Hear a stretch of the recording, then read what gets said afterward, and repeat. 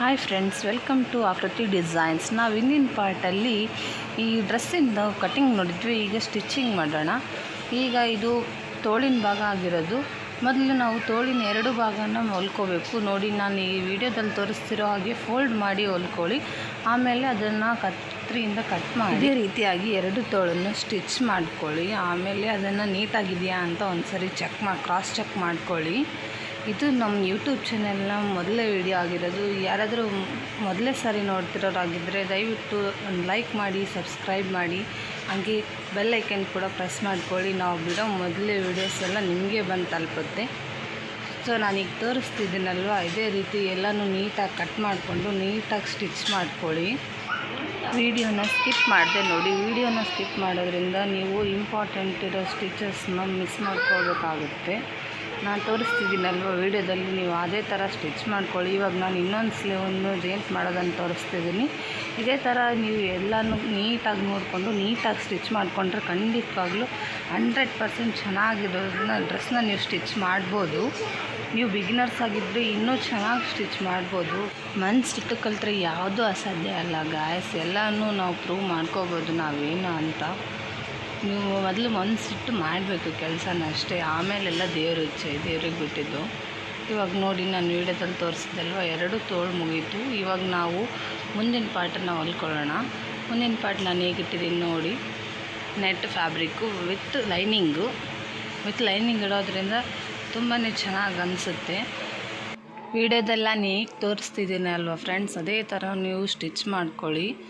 ನೋಡಿ, ಫ್ಯಾಬ್ರಿಕ್ನ ಮೊದಲು ನೀವು ನೀಟಾಗಿ ಇಟ್ಕೊಂಡು ಸ್ಟಿಚ್ ಮಾಡ್ಕೋಬೇಕು. ಆ ಕಡೆ ಈ ಕಡೆ ಆದರೆ ಡ್ರೆಸ್ ಆಮೇಲೆ ಚೆನ್ನಾಗಿ ಬರಲ್ಲ. ನೀಟಾಗಿ ಇಟ್ಕೊಂಡು ಸ್ಟಿಚ್ ಮಾಡ್ಕೊಳ್ಳಿ. ಆಮೇಲೆ ನಾನು ತೋರಿಸ್ತಿದ್ದೀನಲ್ವ, ಹೊಲ್ದ ನಂತರ ಈ ಥರ ಡಾಚ್ ಹಾಕ್ಕೊಳ್ಳಿ. ಈ ಥರ ಡಾಚ್ ಹಾಕೋದ್ರಿಂದ ನೀವು ಮಡಚಿ ಹೊಲಿಬೇಕಾದ್ರೆ ಯಾವುದೇ ರೀತಿ ತೊಂದರೆ ಆಗೋಲ್ಲ, ನೀಟಾಗಿ ಬರುತ್ತೆ. ನೋಡಿ, ಇವಾಗ ನಾನು ಹೊಲ್ದು ತೋರಿಸ್ತೀನಿ ಯಾವ ಥರ ಅಂತ.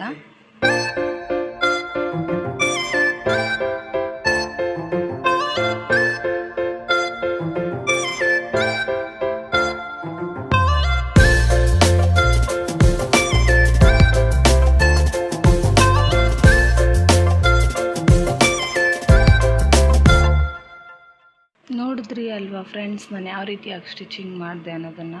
ನೀವು ಕೂಡ ಅದೇ ರೀತಿಯಾಗಿ ಸ್ಟಿಚಿಂಗ್ ಮಾಡ್ಕೊಳ್ಳಿ. ಆಮೇಲೆ ಮಾರ್ಜಿನ್ ಇರೋದನ್ನೆಲ್ಲ ಕರೆಕ್ಟಾಗಿ ಕಟ್ ಮಾಡ್ಕೊಳ್ಳಿ, ಎಕ್ಸ್ಟ್ರಾ ಕ್ಲಾತನ್ನು. ಇವಾಗ ನೀವು ನೀಟಾಗಿ ಇದಕ್ಕೆ ಲೇಸ್ ಅಪ್ಲೈ ಮಾಡಬೇಕು. ಲೇಸ್ ಅಪ್ಲೈ ಮಾಡೋದ್ರಿಂದ ತುಂಬ ಚೆನ್ನಾಗಿ ಕಾಣುತ್ತೆ. ನಾನು ಡಬಲ್ ಲೇಯರ್ ಲೇಸ್ನ ಅಟ್ಯಾಚ್ ಮಾಡ್ತಾಯಿದ್ದೀನಿ. ಇದರಿಂದ ಇದಕ್ಕೆ ಓವರ್ ಲುಕ್ ಕಾಣುತ್ತೆ.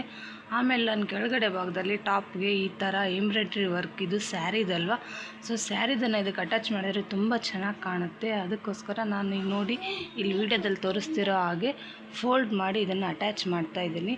ಈ ಲೇಸನ್ನು ಹಚ್ಚೋದ್ರಿಂದ ಇದು ತುಂಬ ಲುಕ್ ಚೆನ್ನಾಗಿ ಕೊಡುತ್ತೆ ಈ ಸ್ಯಾರಿಗೆ.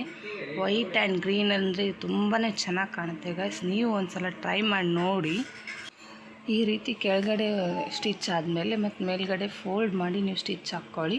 ನೆಕ್ಸ್ಟು ಬ್ಯಾಕ್ ಪಾರ್ಟು ಇದು ಬಂದುಬಿಟ್ಟು ನಾನು ಸ್ಟಿಚ್ ಮಾಡ್ಕೊಂಡಾದ್ಮೇಲೆ ತೋರಿಸ್ತಾ ಇರೋದು.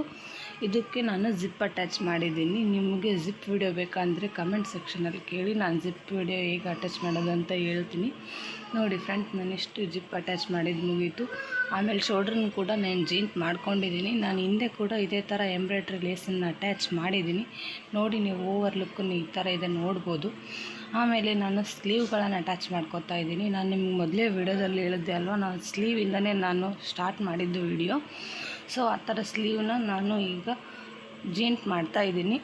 ಇದೇ ರೀತಿ ಎರಡು ಕಡೆ ಸ್ಲೀವ್ನ ಜಾಯಿಂಟ್ ಮಾಡಿಕೊಂಡು ಈ ಥರ ಸ್ಟಿಚಿಂಗ್ ಆದಮೇಲೆ ನಾನು ಎರಡೆರಡು ಸ್ಟಿಚ್ ಹಾಕ್ತಿದ್ದೀನಿ ಗಾಯ್ಸ್. ಯಾಕಂದರೆ ಅದು ಹುಚ್ಚೋಗ್ಬಾರ್ದು ಅಲ್ವಾ. ಎರಡೆರಡು ಒಂದ್ರ ಮೇಲೆ ಒಂದು ಹಾಕೋದ್ರಿಂದ ಅದು ಸ್ವಲ್ಪ ಗಟ್ಟಿಯಾಗಿರುತ್ತೆ. ಮಕ್ಕಳಲ್ವ, ಸ್ವಲ್ಪ ಇಳಿಯೋಕ್ಕೋದ್ರೂ ಅದು ಬಿಚ್ಚೋದ್ರೆ ಚೆನ್ನಾಗಿರಲ್ಲ ಅಲ್ವಾ. ಸೊ ಅದಕ್ಕೆ ಎರಡೆರಡು ಸ್ಟಿಚಸ್ನ ನಾನು ಹಾಕ್ತಾಯಿದ್ದೀನಿ. ನೀವು ಕೂಡ ಟ್ರೈ ಮಾಡಿ. ಎರಡೆರಡು ಸ್ಟಿಚಸ್ ಒಂದ್ರ ಮೇಲೆ ಒಂದೇ ಹಾಕಿ ಅಕ್ಕಪಕ್ಕ ಹಾಕಿದರೆ ಹುಚ್ಚೋ ಚಾನ್ಸ್ ತುಂಬ ಇರುತ್ತೆ. ಸೊ ನಾನು ಫೈನಲ್ ಔಟ್ಪುಟ್ ಲುಕ್ಕನ್ನು ನಾನು ವಿಡಿಯೋ ಲಾಸ್ಟಲ್ಲಿ ಒಂದು ಫೋಟೋ ಹಾಕಿದ್ದೀನಿ.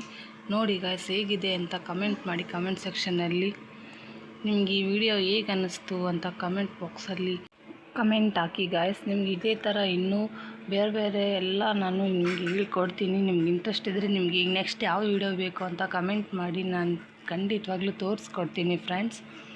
ನೋಡಿ ನಾನು ಮೊದಲು ಒಂದು ಸ್ಲೀವ್ನ ಜಾಯಿಂಟ್ ಮಾಡಿದ್ದೀನಿ, ಈಗ ಎರಡನೇ ಸ್ಲೀವ್ನ ಜಾಯಿಂಟ್ ಮಾಡ್ಕೊತಾ ಇದ್ದೀನಿ.